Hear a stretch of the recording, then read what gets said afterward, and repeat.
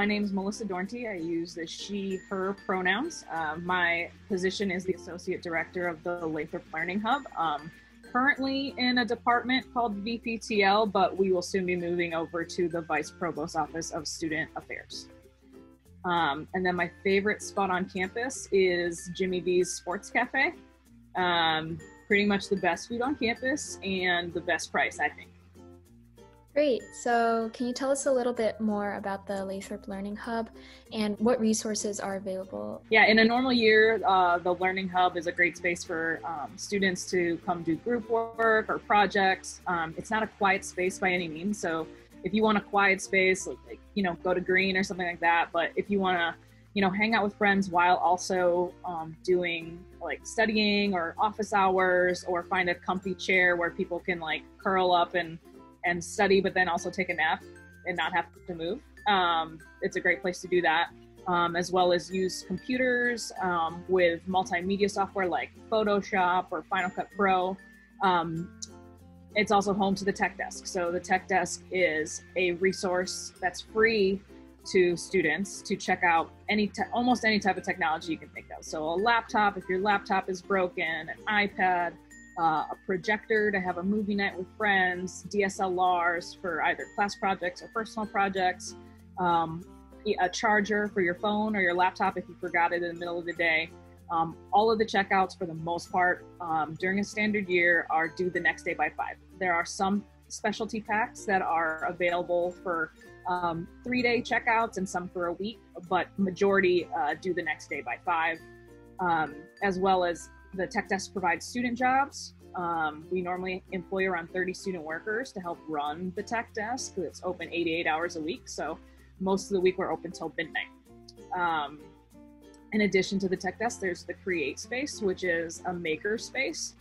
We have, I want to say 5 or 6 3D printers available, also free to use for students. They just have to take a basic training that's either in person or using our Canvas module. Additionally, we have a laser cutter, which is relatively new and that's fun to use, also free to use. In addition to that, the Tech Desk does poster printing. That unfortunately is not free. We have group study spaces. I think we have around 5 group study rooms where students can come in, first come, first serve, and attach to a large monitor and do group work in those spaces. And then finally, we have the 24-hour space, which right now is not 24 hours, but normally it would be available around the clock almost all year round, except for a couple closures. And in there is more external monitors that you can hook up to, as well as cluster machines and multimedia machines. How have your services changed due to COVID, and can students access your regular resources remotely? Yeah, so COVID threw a wrench in a lot of things. But we did pivot our services to be able to provide as much as we could to students. So for right now, while the spaces are physically closed just because we can't figure out a safe enough way, and of course state regulations not allowing us right now to open. But for now, we are distributing technology out of the Learning Hub by appointments, so people can make reservations online. We are limiting it to academic use only. So we'll verify your enrollment, but then just make sure that the need for the laptop or the need for the iPad is for a class.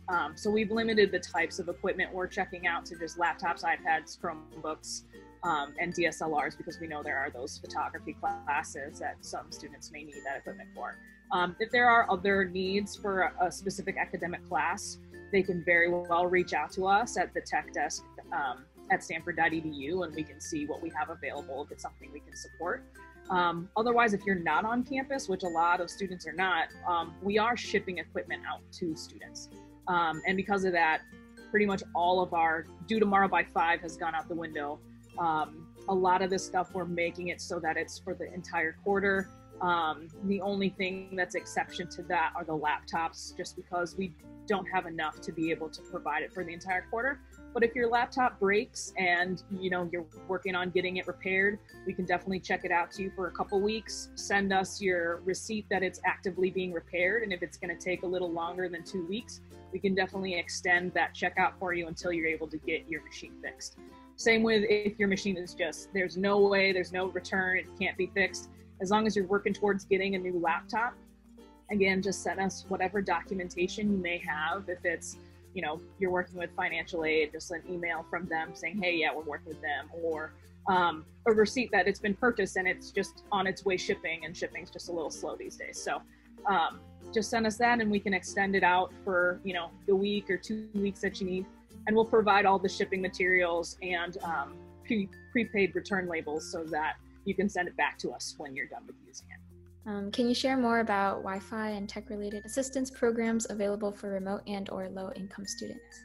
So we knew that when the shutdown happened and students went home, that there would definitely be a need for students that may have not great service in their residences at home, or if the home Wi-Fi ends up being overly taxed because everyone's at home doing Zoom meetings. So we set up some links and some information on our website, thehub.stanford.edu, and there's more information provided there in regards to the exact type of service. But pretty much we'll do some troubleshooting with you, see what your service speeds are, and then work with you to figure out who is a reliable internet provider nearby, and if that's something that we guide you into reaching out to them, give you a little bit of information, like ask for these things or what have you.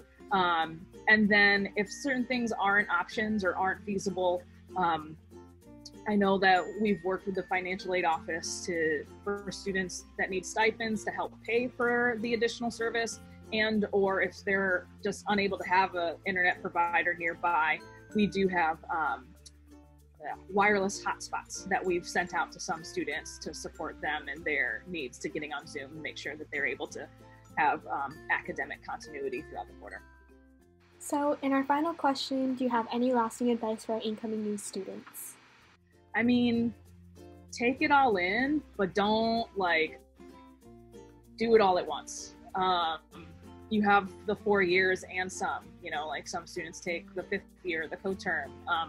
So, you'll get to everything. And I know right now it's a little delayed because you won't be on campus, but enjoy your time and utilize the resources that you have on campus. Everyone is more than willing to, do what we can to help support you the best that we can. And